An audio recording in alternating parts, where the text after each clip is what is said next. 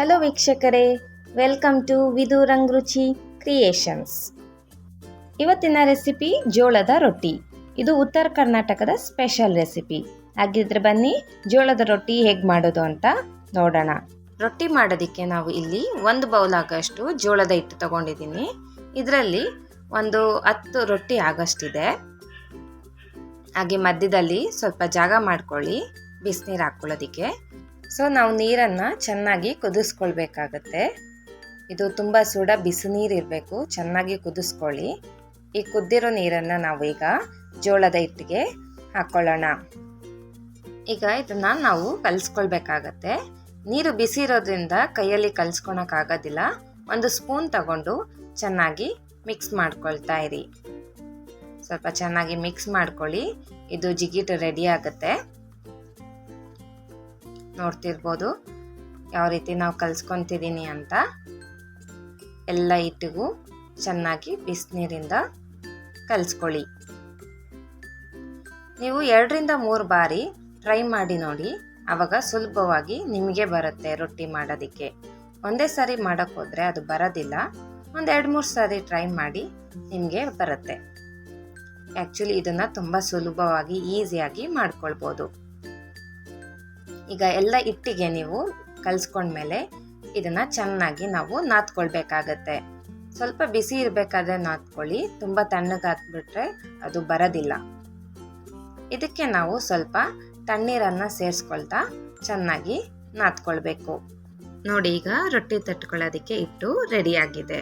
ಬನ್ನಿ ಈಗ ರೊಟ್ಟಿ ತಟ್ಕೊಳ್ಳೋದು ಹೇಗೆ ಅಂತ ತೋರಿಸ್ಕೊಡ್ತೀನಿ. ಈಗ ಒಂದು ಚಿಕ್ಕ ಉಂಡೆಯನ್ನು ತಗೊಂಡಿದ್ದೀನಿ. ಹಾಗೆ ಒಣ ಹಿಟ್ಟು, ಜೋಳದ ಒಣ ಹಿಟ್ಟನ್ನು ಹಾಕ್ಕೊಳ್ಳಿ. ಈ ಥರ ರೌಂಡಾಗಿ ಮಾಡ್ಕೊಳ್ಳಿ. ಫಸ್ಟು ರೊಟ್ಟಿನ ತಟ್ಕೊಳ್ಳಿ. ಈಗ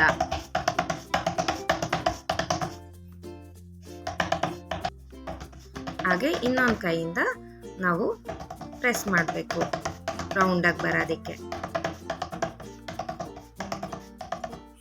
ನೋಡಿ, ಅದು ದೊಡ್ಡದಾಗ್ತಾ ಇದೆ. ನಿಮಗೆ ಎಷ್ಟು ತೆಳ್ಳಗೆ ಬೇಕು ಅಷ್ಟು ತೆಳ್ಳಗೆ ರೊಟ್ಟಿನ ನೀವು ತಟ್ಕೊಳ್ಳಿ. ಕೆಳಗಡೆ ನಿಮಗೆ ಅದು ಸರಿತಿಲ್ಲ ಅಂದರೆ ತಿರುಗ್ತಿಲ್ಲ ಅಂದಾಗ ಕೆಳಗಡೆ ಸ್ವಲ್ಪ ಒಣ ಹಿಟ್ಟನ್ನು ಹಾಕ್ಕೊಂಡು ರೊಟ್ಟಿನ ತಟ್ಕೊಳ್ಳಿ. ಕೈಗೇನಾದರೂ ಅಂಟಿದ್ರೆ ಕೈಗೂ ಕೂಡ ಸ್ವಲ್ಪ ಒಣ ಹಿಟ್ಟನ್ನು ಹಚ್ಕೊಳ್ಳಿ. ಒಣ ಹಿಟ್ಟು ಹಚ್ಕೊಂಡು ರೊಟ್ಟಿನ ತಟ್ಕೊಳ್ಳಿ.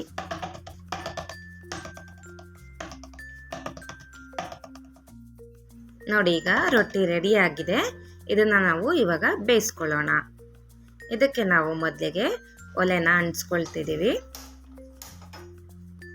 ಇವಾಗ ಇದ್ರ ಮೇಲೆ ಒಂದು ಹಂಚನ್ನ ಇಟ್ಕೊಳ್ಳೋಣ. ಹಂಚಕ್ಕಾದ ನಂತರ ಇದಕ್ಕೆ ರೊಟ್ಟಿನ ಹಾಕ್ಕೊಳ್ಳಿ. ಮೇಲೆ ಇಟ್ಟಿರುತ್ತೆ ಅಲ್ವಾ, ಅದನ್ನು ನಾವು ಒರೆಸ್ಕೊಳ್ಬೇಕಾಗತ್ತೆ. ಅದಕ್ಕೋಸ್ಕರ ನಾವು ಒಂದು ಕಾಟನ್ ಬಟ್ಟೆನ ತಗೊಂಡಿದ್ದೀವಿ.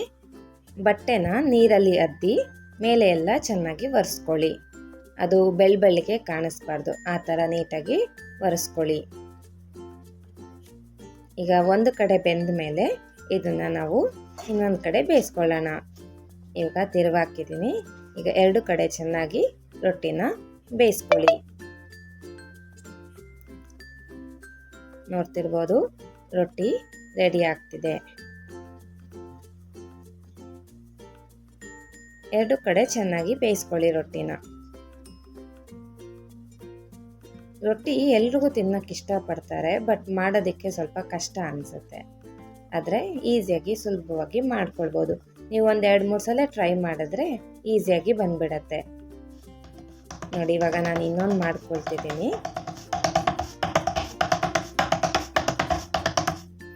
ಒಂದು ಕೈಯಲ್ಲಿ ತಿರುಗಿಸ್ಕೊಳ್ಳಿ, ಇನ್ನೊಂದು ಕೈಯಿಂದ ತಟ್ತಾ ಹೋಗಿ.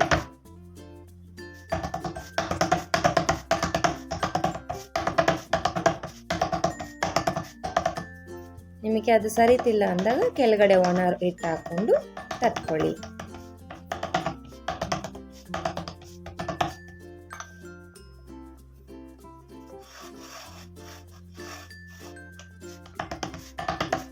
ನೋಡಿ, ರೊಟ್ಟಿ ರೆಡಿ ಆಗ್ತಾ ಇದೆ. ಸ್ವಲ್ಪ ಒಣ ಹಿಟ್ಟು ಹಾಕ್ಕೊಂಡು ತಟ್ಕೊಳ್ತಾ ಹೋಗಿ. ನಿಮಗೆ ತಟ್ಟಕ್ಕೆ ಬರಲಿಲ್ಲ ಅಂದರೆ ಚಪಾತಿ ಒಸೆಯೋದಿರುತ್ತಲ್ವ, ಅದರಲ್ಲೂ ಕೂಡ ನೀವು ರೊಟ್ಟಿನ ಒಸ್ಕೊಳ್ಬೋದು ಚಪಾತಿ ಥರ. ಅದು ಕೂಡ ಸೇಮ್ ಹೀಗೆ ಇರುತ್ತೆ. ಈಗ ನೋಡಿ ರೆಡಿಯಾಗಿದೆ. ನಾನು ಬೇಯಿಸ್ಕೊಳ್ತಿದ್ದೀನಿ. ಇವಾಗ ಕಾಟನ್ ಬಟ್ಟೆಯಲ್ಲಿ ನೀರನ್ನು ಅದ್ದಿ ಮೇಲೆ ಹಿಟ್ಟೆಲ್ಲ ಒರೆಸ್ಕೊಳ್ಳಿ ಚೆನ್ನಾಗಿ.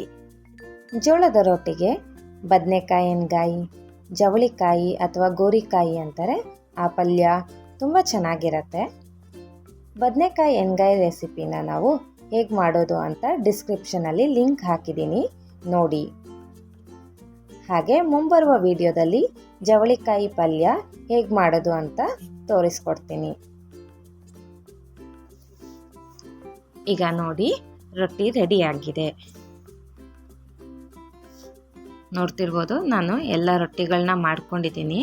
ನಾನು ತಗೊಂಡಿರೋ ಹಿಟ್ಟಲ್ಲಿ ಒಂದು 10 ರೊಟ್ಟಿಗಳಾಗಿದ್ದಾವೆ. ನೋಡ್ತಿರ್ಬೋದು ಎಷ್ಟು ಸಾಫ್ಟಾಗಿದೆ ಅಂತ. ನೋಡಿ ಎಷ್ಟು ಸಾಫ್ಟಾಗಿ ರೊಟ್ಟಿ ಬಂದಿದೆ. ಈ ರೀತಿ ನೀವು ಸಹ ಒಮ್ಮೆ ಟ್ರೈ ಮಾಡಿ ನೋಡಿ, ಹೇಗೆ ಬಂತು ಅಂತ ಕಮೆಂಟ್ ಮಾಡಿ.